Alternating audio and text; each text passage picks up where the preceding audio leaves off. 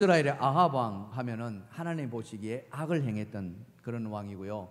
정말 둘째가라면 서러울 정도로 아주 악한 왕이었습니다. 왜 이렇게 악했느냐?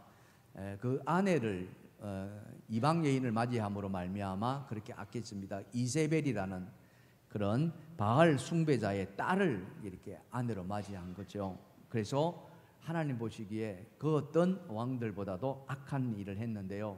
예를 든다면은 이 하나님 성전이 있는 그곳에 바알 신전을 세워버립니다.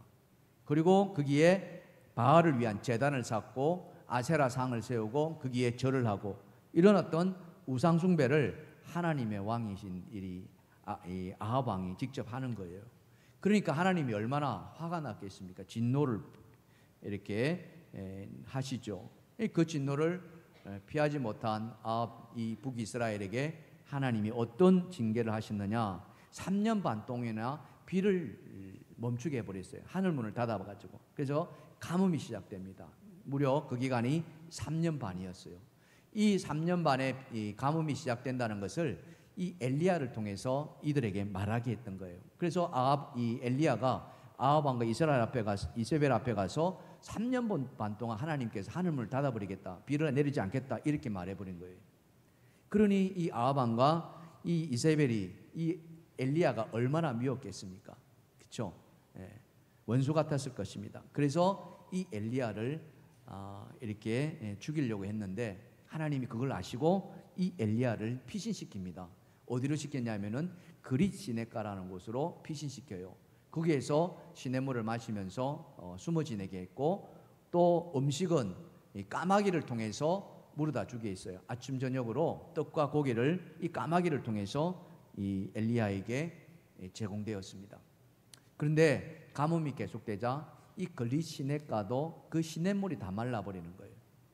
시냇물 마시고 살았는데 그 시냇물 맞아 마르니까 하나님이 이 엘리야에게 말씀을 주시는 거예요.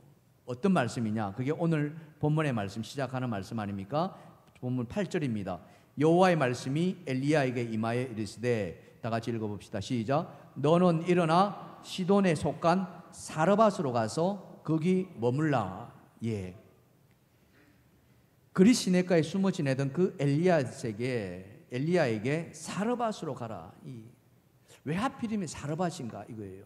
여러분 사르밧이 어딘지 아십니까? 예. 지도를 잠깐 한번 보시면요.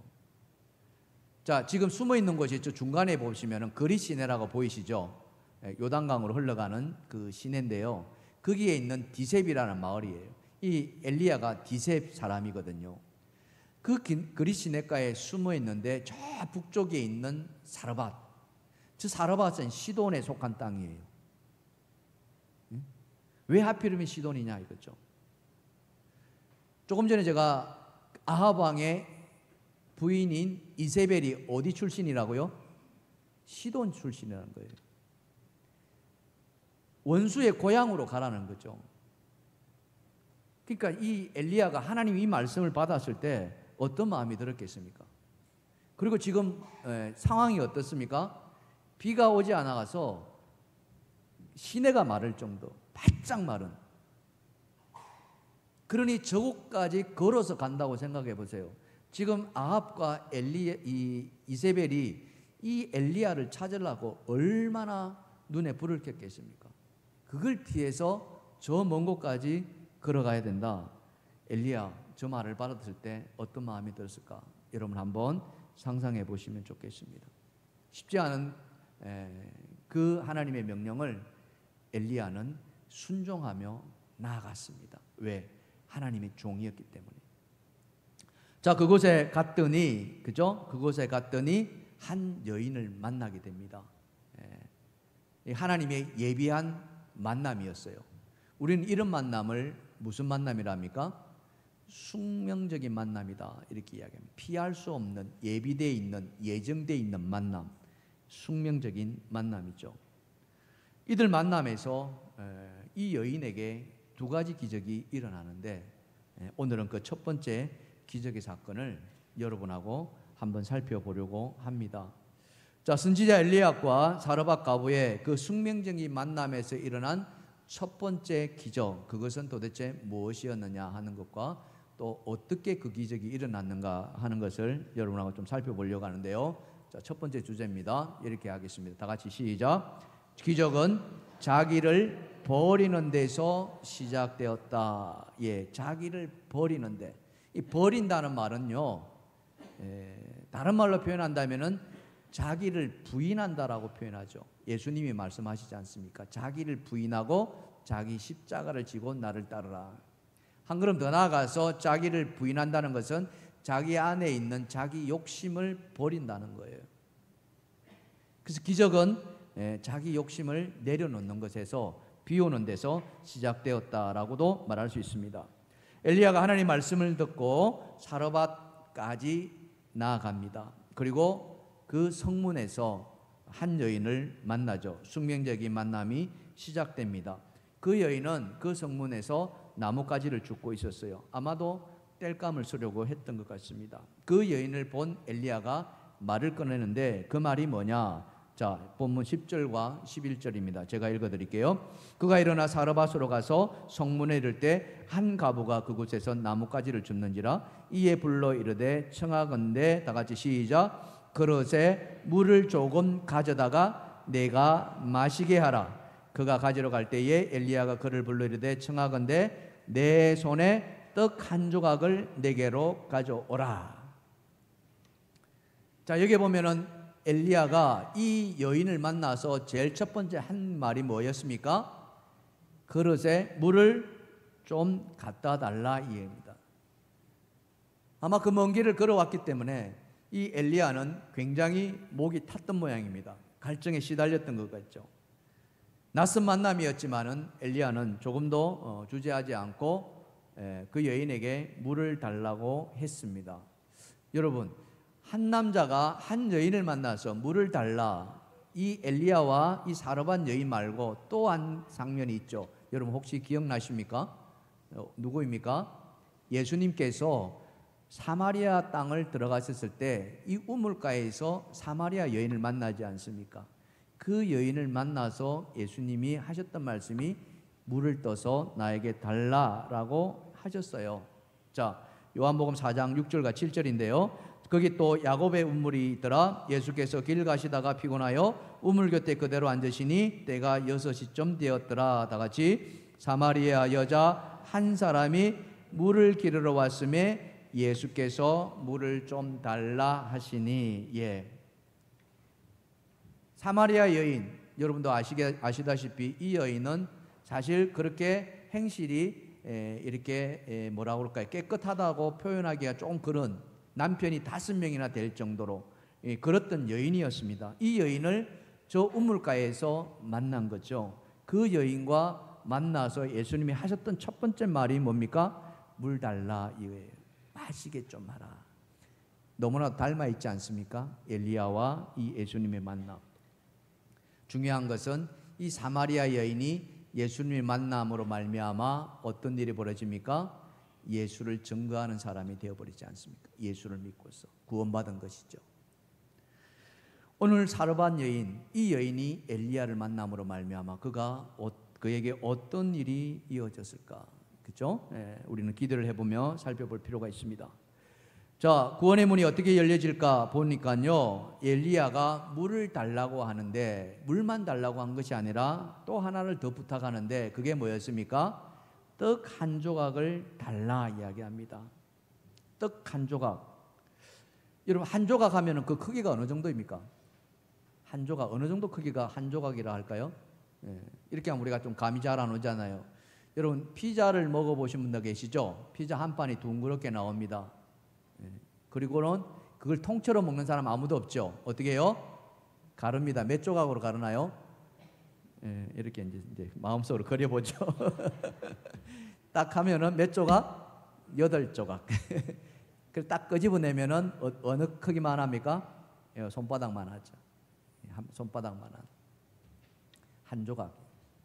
어쩌면 손바닥보다 더 작은 조각인지도 모르겠습니다. 그 한 조각을 달라 했을 때 아마도 그것을 먹고 그동안 먹지 못한 허기를 채우기 위함인지도 모르겠습니다. 근데 여러분, 그 한 조각 먹고 몇 날 며칠을 걸어왔던 이 엘리야의 배가 과연 채워졌을까요? 여러분 한번 상상해 보시면은요, 그럴 리가 없었을 겁니다. 그렇다면은 왜 엘리야는 그 한 조각이라는 말을 굳이 써야만 했을까? 이거죠. 이 한 조각에 어떤 의미가 담겨 있는가? 이제 이런 것들을 좀 깊이 생각해 보는 게 묵상 아니겠습니까? 여러분 한번 왜 하필이면은 그냥 떡 좀 달라 하면 될 텐데 꼭 한 조각이라는 말을 넣었을까? 이거죠. 자, 이 의미를 알기 위해서는 성경을 좀 더 들여다봐야 될 것 같습니다. 오늘 본문 12절인데요. 자, 이렇게 말합니다. 그가 이르되, 이제 여인이 말하는 거죠. 당신의 하나님 여호와께서, 아마 이 여인은 엘리야가 이스라엘 땅, 유다 땅에서 왔기 때문에 하나님의 사람이라는 것을 알아차렸던 것 같습니다. 그래서 하나님 여호와께서 살아계심을 내가 두고 맹세한다라고 이야기하죠. 거짓말 안 한다는 이야기입니다. 다 같이 시작. 나는 떡이 없고 다만 통에 가루 한 움큼과 병에 기름 조금뿐이라 내가 나뭇가지 둘을 주어다가 나와 내 아들을 위하여 음식을 만들어 먹고 그 후에는 죽으리라. 하나님 이름을 두고 맹세한다는 것은 진짜 털것 하나 내가 거짓말 하나 안 보태고 이 말이죠. 근데 떡이 있다 없다? 없어요. 없을 뿐만 아니라 지금 내 집에 있는 것은 뭐밖에 없다? 한 움큼의 가루, 한 움큼, 한 움큼, 그죠? 이렇게 쥐면 얼마나 될까요? 여러분 한번 상상해 보십시오. 한 그릇도 아니고 한 움큼입니다. 그리고 기름 조금, 조금, 그죠? 참기름병에 조금 남아 있다라고 생각해 보십시오. 과연 얼마나 될까? 이것을 가지고 떡을 만들었다면 얼마나 만들어냈을까? 부침개 여러 번 부쳐보시지 알지 않습니까? 이 한 움큼 가지고 부침개가 나오나요? 한번 해보시면 좋겠어요. 오늘 집에 가서 한번 해보십시다. 정말 말 그대로 정말 적은 양이라는 거예요. 작은 양. 그리고는 그 여인의 입에서 뭐라고 나옵니까? 이거 만들어서 내 아들과 함께 먹고 그 다음엔 어떻게 한다? 죽어버리겠다 이렇게. 야, 이걸 좀 더 실감 있게 하려면은요, 이걸 이제 우리 현실의 말로 좀 할 필요가 있어요. 현실의 말. 그래서 제가 이 전라도 말로 한번 바꿔봤어요. 여러분 들어보시고 제대로 했으면 박수 한번 치고요. 아니면은 그냥 고개 흔드시기 바랍니다. 이것 가지고 떡을 만들어 내 아들과 함께 먹고서 후에는 죽겠다 하는 말을 전라도 버전으로 시방 나가 말이여, 시방 나가 말이여, 이것 먹고 내 새끼랑 콱 뒤져버리란께. 좀 비슷합니까? 아, 경상도 목사가 이거 하려니까 잘하네. 얼마나 처절합니까? 여러분 생각해 보세요. 그죠? 야, 이거 먹고 내가 죽을랍니다. 우리가 지금 웃어서 하는 이야기지만은 이 여인은 지금 목숨 내놓고 이 말을 하고 있다는 거예요. 여인에게 이 말을 들었다면은 만일 여러분들이 엘리야라고 생각하고 내가 이 말을 들으면은 이 여인의 그 다음 말을 뭐라고 하시겠습니까? 그래도 달라고 하시겠어요? 아니면 됐다라고 하시겠어요? 놔두라고 하시겠습니까? 아니면 그래도 가져오라고 하시겠습니까? 보통의 사람 같으면 미안합니다. 내가 그 사정을 몰랐네요. 놔두세요. 이렇게 하지 않겠습니까? 그죠? 한 발 물렀을 것입니다. 근데 이 하나님의 선지자 엘리야는 물러서지 않은 거예요. 한번 보실래요? 자, 13절입니다. 13절 시작. 두려워하지 말고 가서 먼저 나를 위하여 작은 떡 한 개를 만들어 가져오고 그 후에는 너와 내 아들을 위해 만들라. 우선순위를 정해버립니다.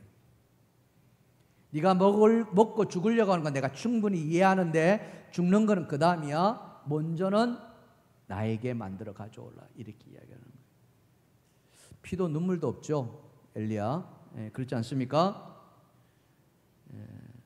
여인의 이 말을 듣고서 이 여인은 어떻게 할 것인가 이거죠. 여러분이 이 여인이었다면은 이 엘리야의 말을 듣고 무슨 말을 했겠습니까?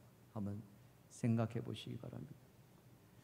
성경을 이렇게 읽으면 참 재밌지 않겠습니까? 상상해서 내가 이 여인의 마음은 어떻고 엘리야의 마음은 어떻는가? 아마 여인은 이랬군요. 당신은 양심도 없군요. 지금 내 말을 듣고서도 그러십니까? 차라리 뭘 빼먹어라? 뭘 빼먹어요?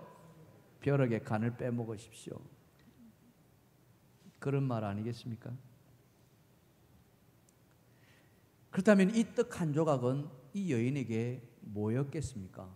여러분, 그거예요. 떡 한 조각을 만들어서 먼저 나에게 먹어라. 이것은 이 여인에게 바로 믿음을 테스트하는 시험이었다는 거예요. 시험. 도저히 응할 수 없는 그 형편 아닙니까? 처지 아닙니까? 그때에 이 여인이 어떻게 반응하는가를 보시고자 했다는 거예요. 이 시험 통과 여부에 따라서 이 여인의 운명이 갈라지는 것입니다. 그래서 이 시험이 우리에게 다가왔을 때, 우리가 취해야 할 태도는 뭐냐? 여러분 한번 따라해 보시겠습니까? 시험은, 다 같이 시작. 시험은 무조건 통과해야 됩니다. 그래요. 시험은 무조건 통과입니다. 눈물을 머금고서라도 통과해야 됩니다. 아니, 이를 악물고서라도 시험은요 통과해야 됩니다. 그냥 비껴가지 않습니다. 그냥 회피한다고 그 시험이 나에게서 없어지지도 않습니다. 바로 이거예요. 지금 내가 이거 먹고 죽으려고 하는데 그건 네가 먼저 먹지 말고 나를 위하여 가져오라. 이 여에게는 엄청난 시험이 아닐 수가 없었다는 거죠. 이 여인이 시험을 통과했을까요? 말았을까요? 성경을 보실까요? 자, 본문 15절입니다. 다 같이 시작. 그가 가서 엘리야의 말대로 하였더니, 엘리야의 말대로 통과했어요? 안 했어요? 통과했습니다. 바로 이겁니다. 어떻게 통과했어요? 순종으로 통과했다는 거예요. 그 순종으로 통과한 결과가 무엇입니까? 성경은 바로 이야기합니다. 본문 5절 하반절에 보면 15절 하반절입니다. 다 같이 시작. 그와 엘리야와 그의 식구가 여러 날 먹었다. 이 말은요, 그 가부와 그 아들과 엘리야가 여러 날 먹었다 이야기예요. 지금 이 여인에게 가지고 있는 가루는 얼마나 됐습니까? 한 움큼밖에 되지 않았어요. 한번 먹어도 모자랄 판에 있는 그 정도의 양이 지금 어떻게 해요? 순종했더니, 그 시험을 통과했더니 엘리야는 물론이와 그 여인과 그 아들까지도 여러 날 먹을 정도로 그대로 넘쳐났다는 거죠. 이게 하나님의 기적입니다. 사라반 여인에게 일어난 기적, 그것은 분명 하나님이 베푸신 은혜였죠. 바로 이겁니다. 사랑하는 성도 여러분, 여러분에게도 이와 같은 하나님의 기적과 같은 은혜가 있기를 주님의 축복합니다. 축복합니다. 그러기 위해서는 뭐 해야 됩니까? 반드시 시험에 통과해야만 한다. 믿으시면 아멘 합시다. 우리 옆에 쳐다보시고요, 이렇게 말해 봅시다. 반드시 시험에 통과합시다. 아멘. 그러기 위해서는 그 시험에 통과하려면 어떻게 해야 됩니까? 자기를 버려야 한다는 거예요. 자기를 버려야 한다. 그 버림은 이 여인에게 뭐였습니까? 내가 먹는 것을 버리는 거예요. 당신을 위해서 내가 먹는. 우리 어머니가 그렇잖아요. 아이들 음식을 만들고 나면 모자랄 때 엄마가 그걸 먼저 먹어요? 아기 입에 먼저 넣어줍니까? 아니, 무슨 말이에요, 목사님? 내 입에 넣기도 모자란데. 순종은요, 내 것을 버리고 비우고 희생할 때 하나님은 그 마음을 보신다는 거예요. 그래서 그 마음을 보시고 하나님은 기적의 은혜를 베풀어 주십니다. 오늘 이 사르반 여인의 가부의 첫 번째 기적은 바로 여기에서 시작되었다는 사실. 여러분, 사르반 여인과 같은 그런 순종의 사람이 되기를 주님의 이름 축복합니다. 그래서 여러분들이 꿈꾸고 있는 그런 기적과 같은 은혜가 날마다 여러분의 삶 속에 이루어지기를 주님을 축원합니다. 적용 질문 한번 해볼까요? 여러분 한번 잘 보세요. 제가 두 가지 질문했는데요. 하나는 뭐냐? 엘리야처럼 순종한 적이 있는가? 또 하나는 사르밧 과부처럼 말씀에 순종한 적이 있는가? 하나님이 그 그리 시냇가에서 저 먼 사르밧까지 가뭄에 들어있는 비 한 방울 떨어지지 않는 그곳을 걸어가라고 했던 그런 명령이 떨어졌을 때 과연 여러분 순종한 적이 있으신가? 또 이 사르밧 과부처럼 그죠? 먹고 죽을 것 그럼에도 그것을 엘리야에게 바쳤던 그런 적이 있는가 하는 것을 한번 깊이 한번 들어보시면. 두 번째로 살펴볼 게 있습니다. 사르밧 과부에게 기적의 역사가 일어난 것은 무엇 때문에 그럴까? 자, 다 같이 시작. 약속의 말씀을 믿었기 때문이다. 예, 약속의 말씀 굉장히 중요한데요. 뭐냐? 사르밧 과부 이 여인의 삶을 한번 돌아보면요, 구약 시대에 이 과부들은요 굉장히 불쌍한 사람들이었죠. 남편이 죽어서 혼자 된 사람을 가리키는데 이들은요 딱 보면은 말 그대로 과부인지 아닌지 구별되었어요. 겉모양이 뭐냐면은 과부들이 입는 옷이 따로 있었습니다. 그래서 그 옷만 입고 다녀야 했어요. 뿐만 아니라 치장 같은 거 일절하지 못하게 했습니다. 화장은 뭐 말할 것도 없고요. 왜 그러냐면은 남편이 죽은 것이 여인의 죄라는 그런 의식이 그 당시에 사람들 속에 있었기 때문이에요.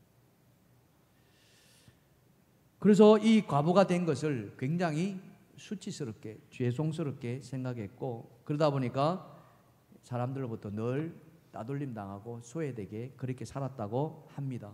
얼마나 불쌍합니까? 더군다나 흉년이 들었다면 말할 것도 없겠죠. 거기다가 애까지 딸려 있단다면 그 과부의 삶은 한마디로 말해서 처절했습니다. 엘리야를 만날 무렵 이 여인은 정말 한 움큼밖에 남아있을 정도로 그 정도로 그의 삶은 절망적인 상태였습니다. 그런데 놀라운 것은 이 여인을 구원하기 위해서 하나님이 엘리야를 보내셨다는 거예요. 여러분 그걸 아셔야 됩니다. 이 여인이 있는 곳이 바로 사르밧이라 있지 않습니까? 바알을 섬기는 우상 덩어리의 땅이었습니다. 거기에 속한 이 여인을 하나님이 불쌍히 여기시고 그에게 선지자를 보내서 구원을 베풀어 주셨다. 그렇다면 오늘 우리는 어떨까요? 여러분 한번 생각해 보세요. 얼마나 우리가 축복받았다는 것을 우리는 감사하지 않을 수가 없다는 거예요. 그렇게 엘리야를 사르밧 여인에게 보내서 그 여인에게 정말 절망에 빠진 여인에게 더 절망에 빠뜨리는 요구를 하지 않습니까? 떡 한 개를 가져오라고요. 그 말을 들은 이 여인은 좌절할 수밖에 없었고 정말 해도 너무한다라는 마음이 들었는데 엘리야의 말이 거기서 그치지 않았다는 거예요. 그겁니다.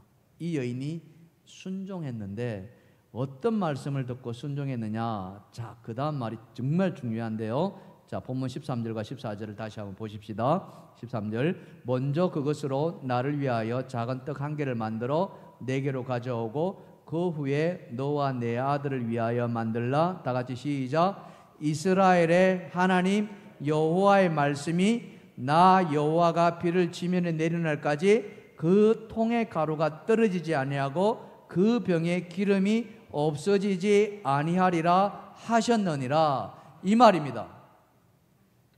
통의 가루가 떨어지지 않고 병에 기름이 없어지지 않는다는 이 말은요 엘리야의 말이 아니라는 거예요. 누구의 말씀입니까? 이스라엘의 하나님의 말씀이라는 거예요. 아멘. 그래서 이 여인이 떡을 만들어 가져오라는 그 말을, 엘리야의 말을 들었지만은 그 말을 하신 분은 누구시라고요? 하나님이시라는 것을 믿었다는 거예요. 바로 이겁니다. 절망에 빠진 그 여인을 구원하기 위한 하나님의 말씀이었어요.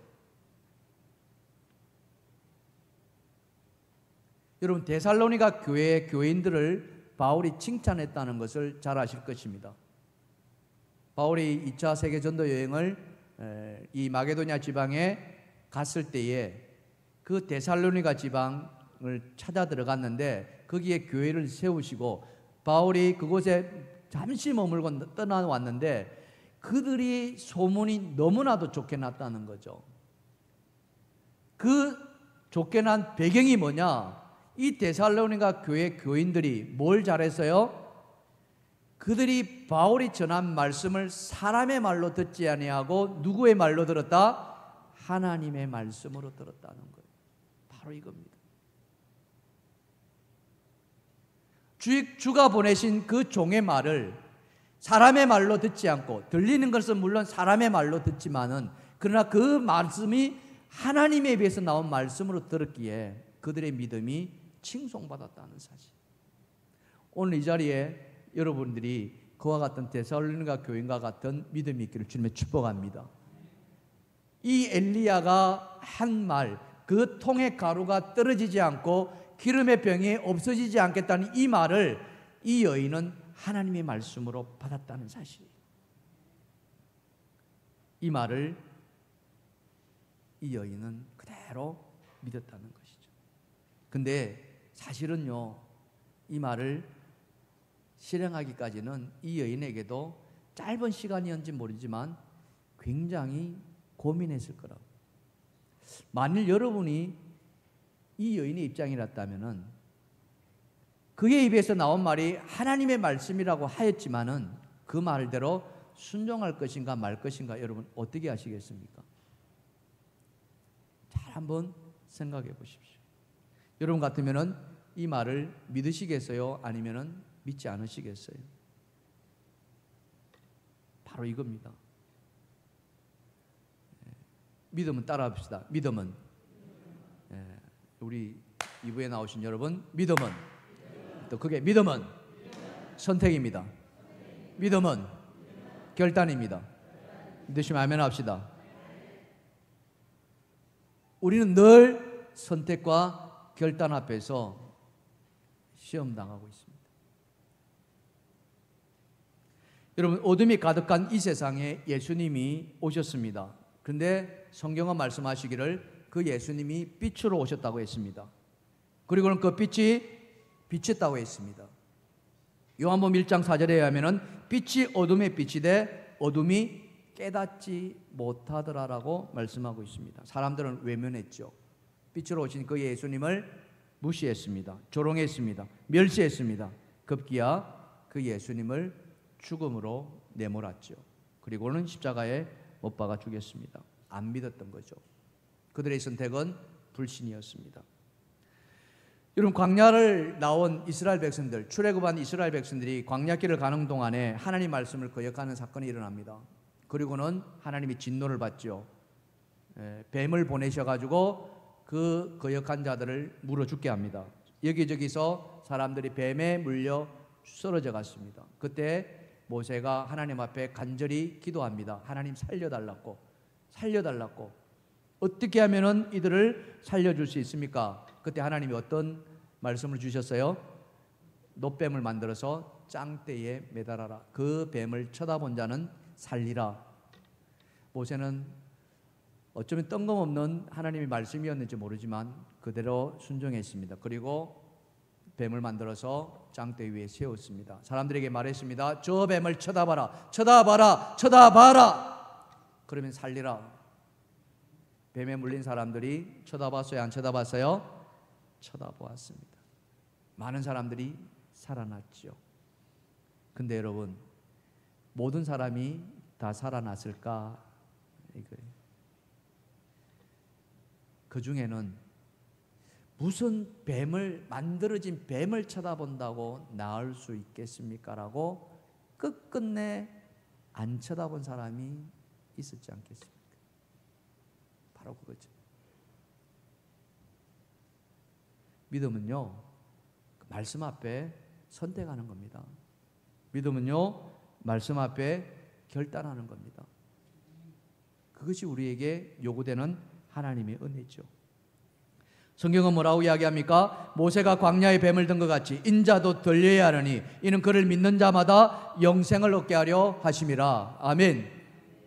인자가 들려야 하는 그 예수 그리스도의 십자가를 바라보는 자, 그 십자가를 믿고 의지하는 자, 그 자에게 하나님은 영생을 주시겠다고 약속하시고 오늘 이 자리에 여러분 모두가 그런 영생을 받으신 줄 믿습니다.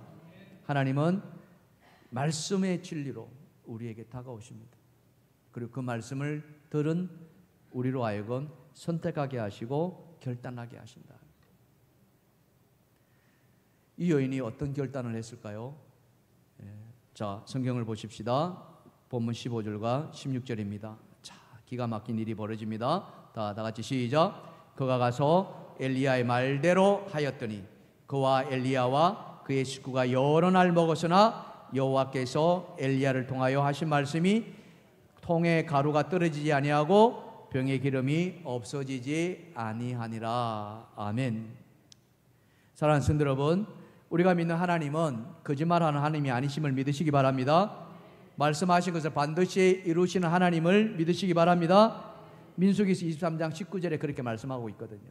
자, 하나님은 시작. 하나님은 사람이 아니시니 거짓말을 하지 아니하시고 인생이 아니시니 후회가 없으시도다. 어찌 그 말씀하신 바를 행하지 않으시며 하신 말씀을 실행하지 않으시랴. 아멘. 아멘. 하나님 사람이 아니시기 때문에 시근하지 않으신다. 거짓말하지 않으시고 또 하신 말씀은 반드시 어떻게 해요? 이루신다. 우리는 이런 하나님을 뭐라고 합니까? 신실하신 하나님이다라고 믿으시면 아멘 합시다. 약속을 반드시 이루시는 하나님, 신실하신 하나님. 그래서 우리는 이렇게 찬양할 수 있지 않습니까? 오 신실하신 주, 다 같이 오 신실하신 주, 내 너를 떠나지도 않으리라, 내 너를 버리지도 않으리라. 약속하셨던 주님, 그 약속을 지키사 이후로도 영원토록 나를 지키시리라 확신하네. 할렐루야. 신실하신 하나님, 약속하신 하나님. 그 약속은 공약이 아니었습니다. 헛된 약속이 아니었습니다. 반드시 이루시는 약속인 줄 믿습니다. 여러분, 우리나라 볼펜의 대명사 하면 뭐가 떠오릅니까? 모나미 아닙니까? 그죠? 모나미 153, 그죠? 0.7mm. 뭐 볼펜의 대명사고 이 필기구의 혁명을 가져온 볼펜입니다. 지금도 저 볼펜이 나오고 있죠. 근데 저 볼펜이 만들어진 지가 벌써 60년이 되었대요. 1963년도에 송삼석 회장이라는 분이 이제 모나미 사의 회장이신데요. 63년도 같으면은 뭐 저도 이제 그 정도에 태어났는데요. 정말 가난하고 헐벗고 그죠? 그랬던 시대 아닙니까? 보릿고개 시대. 그러니 뭐 이 산업이라는 게 제대로 되어 있겠습니까? 이 필기구는 더 말할 것도 없고.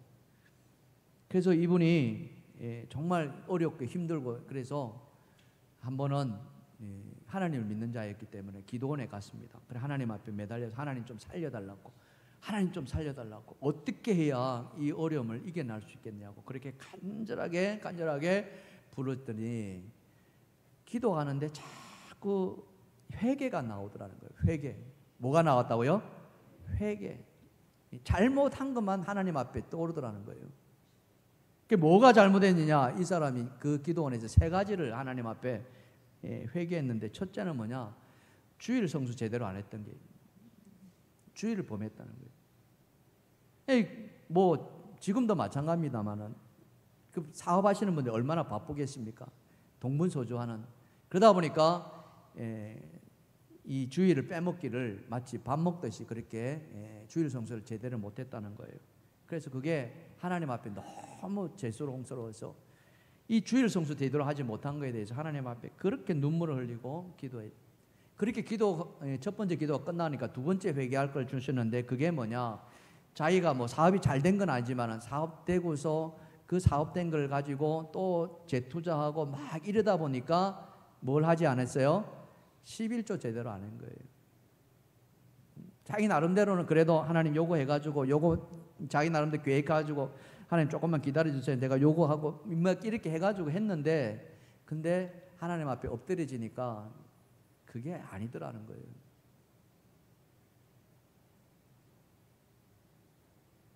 그건 어디까지나 인간의 생각, 내 생각이었지 하나님 그걸 원치 않으시다는 거예요. 하나님 많은 걸 원하는 게 아니라 우리의 중심을 보시기를 원하시다. 네가 진짜 나를 믿는다면은 네가 가진 것이 하나님의 것임을 고백할 수 있어야 된다. 하나님의 소유를 고백한다는 게 뭡니까? 그게 바로 11조 아닙니까? 그래서 하나님 앞에 11조 떼먹는 거 너무나도 죄송스러워가지고 그 기도원에서 그렇게 펑펑 울었다는 거예요. 하나님 이제부터라도 11조 하겠습니다. 그 금액이 얼마가 됐든지 간에 하나님 앞에 제가 11조 떼먹지 않겠습니다. 떼먹지 않겠습니다. 그렇게 기도해요. 그렇게 두 번째 기도가 끝나니까 마지막 세 번째 기도가 뭐냐? 자기가 기도를 쉬었던 죄를 범했다는 것을 회개했다는 거예요. 사무엘이 기도를 쉬는 죄를 범하지 않겠더라는. 그래서 새벽기도 자기가 그 당시에 뭐 새벽기도는 뭐 너무나도 유명하지 않았습니까? 아무것도 없는 그때에 오직 하나님 앞에 새벽에 나와서 기도하는 것밖에는. 그래서 새벽기도 제대로 하지 못한 것에 대해서 그렇게 하나님 앞에 회개했다. 그렇게 세 가지를 회개하고 나니까 말씀이 그때서야 들어오기 시작하더라. 그 들어왔던 말씀 중에 하나가 요한복음 21장에 바로 예수님과 베드로의 만남. 그러면서 예수님이 물 가운데로 들어가서 거물을 내리라, 깊은데 거물을 내리라 이렇게 하지 않았습니까? 그래서 말씀에 순종해서 거물을 내렸더니 물고기가 잡혔는데 거물이 찢어질 정도였다. 그 고기를 가지고 와서 세어 보니까 몇 마리가 되었다? 153마리. 성경에 그렇게 이야기 나와요. 153마리. 그래서 이 모나미 회장이 자기 모나미 볼펜에다가 153이라고 그렇게 이름을 정했다는 거예요. 그러면서 하나님 제가 모나미 153 볼펜을 만들겠습니다. 하나님 이 볼펜이 모든 사람의 손, 아니 세상 모든 사람의 손에 다 들려지게 하기를 원합니다. 아마 그 당시에 이 세계 인구가 한 50억이 되었는지 모르겠습니다. 지금은 막 70억이 넘어가죠. 50억짜리 기도했더니 팔았을까요? 못 팔았을까요?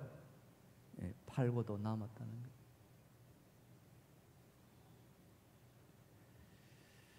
망해가는 그 회사를 하나님 앞에 기도했더니 하나님께서 회개하게 하시고 회개하고 났더니 하나님이 놀라운 기적과 같은 은혜를 부어주신다. 그런 간증을 하시는 거예요. 사랑하는 성도 여러분, 히브리서 11장 1절은 우리에게 뭐라고 말씀합니까? 다 같이 시작. 믿음은 바라는 것들의 실상이요 보지 못하는 것들의 증거라. 아멘. 그렇습니다. 믿음은 보이는 게 아니에요. 보고서 믿는 것은 그것은 온전한 믿음이 아니죠. 누구나 다 믿을 수 있습니다. 하나님을 모르는 사람도 보고서 믿을 수는 얼마든지 있죠. 그러나 하나님은 영이신인데 하나님이 그 영이신 하나님 말씀을 믿는 이 사라밧 과부의 여인처럼 보이지 않는 것을 보이는 것처럼 믿는 믿음. 한 움큼밖에 없지만은 이 한 움큼이 떨어지지 않을 것이고 기름이 조금밖에 없지만 이 조금밖에 없는 기름이 없어지지 않겠다는 그 하나님의 말씀을 그대로 믿었던 믿음. 그래서 믿음은 우리로 하여금 선택과 결단을 요구한다는 것이죠. 도무지 받아들일 수 없는 그 상황에서 우리에게 필요한 것은 약속의 말씀을 믿는 믿음이라는 것입니다. 그 약속의 말씀을 믿고 결단할 때 그 결단을 보시고 하나님은 기적의 문을 열어주신다는 사실입니다. 오늘 말씀에서 우리에게 주시는 하나님의 교훈이 있다면 무엇이겠습니까? 하나님의 메시지가 있다면 무엇이겠습니까? 그것은 바로 도저히 순종할 수 없는 그 상황에서 순종하는 것을 하나님은 보시겠다는 것이고, 기적은 도저히 행할 수 없는 그 상황에서 하나님의 약속을 믿는 데서 일어난다는 것이고, 그래서 기적은 환경을 뛰어넘고 환경을 초월하게 만든다는 사실. 사랑하는 성도 여러분, 하나님은 우리의 생각보다 더 높으시고 더 크심을 믿으시길 바랍니다. 내 상황보다 훨씬 더 크신 하나님을 믿으시길 바랍니다. 그 약속을 믿을 때에 비로소 우리는 기적과 같은 은혜가 임하게 되는 것이죠.